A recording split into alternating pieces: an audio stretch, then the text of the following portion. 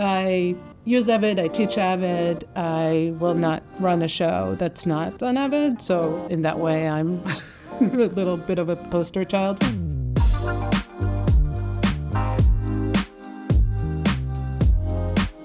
My name is Inbal Lessner, ACE, and I'm the co-creator, executive producer, showrunner in charge of post, and editor of Escaping Twin Flames, a 3-part docuseries nominated for an Emmy.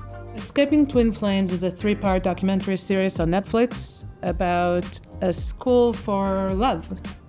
It's a couple who started courses to find your true love, your twin flame, but it turns out to be a harmful cult. Escaping Twin Flames is the second cult series I've done with my producing partners. This is using documentary filmmaking as investigative journalism. We really spent a lot of time. In this case, in Twin Flames, we studied and researched the group for 2 years before we even started filming. So we go deep inside every detail. We collect thousands of documents, emails, communications, screenshots, videos, photos, anything we can find to really understand the inner workings of the group and expose the crimes.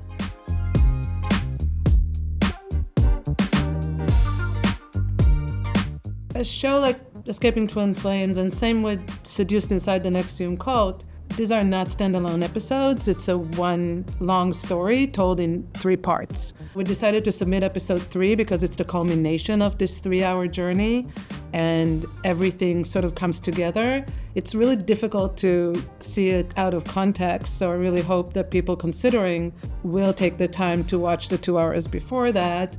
But there are really interesting sequences, specifically in this episode, and we're very proud of how all the storylines converge and play out and pay off, even though the cult itself is still active and they haven't been arrested or brought to justice at the end of episode 3.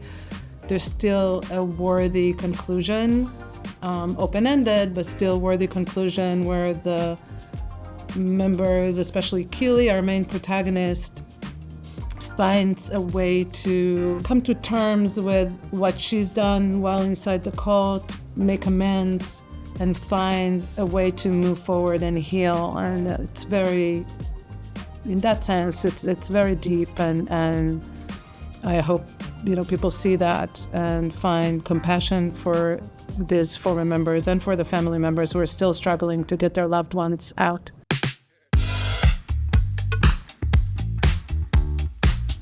I was watching the live announcement. I got a text from a friend saying congratulations, and I said, what? And they said, yep, the list was already posted online. So that's how I found out. And we have a small community of editors, and the word travels pretty fast. And so I was flooded with supportive texts and calls and social media messages. I'm very proud to be part of this supportive community of editors and documentary creators that are very supportive of each other, when in award season and outside of it.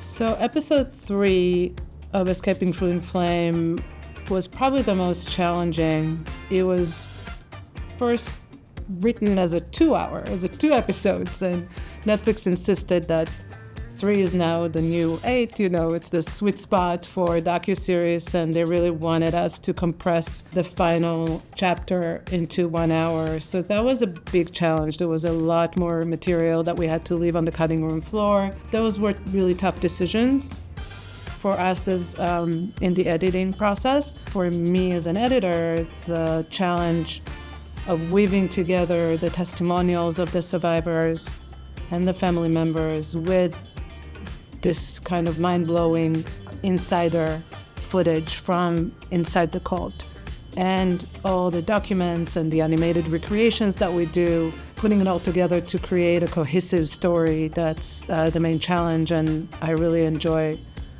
the process and the impact that these stories can make when we bring them to the screen.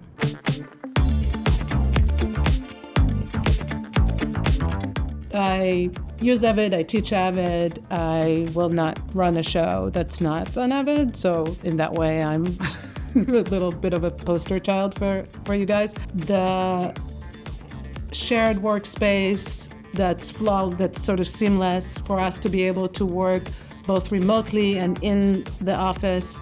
And hybrid situation. We had one editor and story producer working in New York while the rest of us were in LA, sometimes remotely and mostly in the office. All of an assistant editor that we haven't met until the premiere. So all of that really worked seamlessly in terms of the shared Avid storage. Of course, I wouldn't dream of doing a documentary without scripting. Everything is transcribed, both sit-down interviews and verite scenes.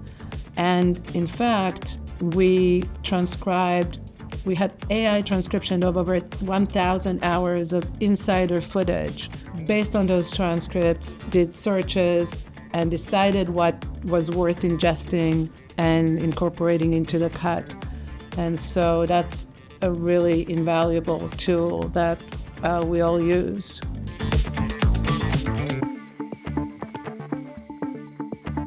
I tell young editors to develop and continue maintaining their toolbox. I think learning Avid, Media Composer, and Pro Tools, and Premiere, and other tools are part of it. And you have to be ready so that when you get the call and they say, we have a job and we're on Avid, that you feel confident to say, yes, I know it. I do think it's critical to go to,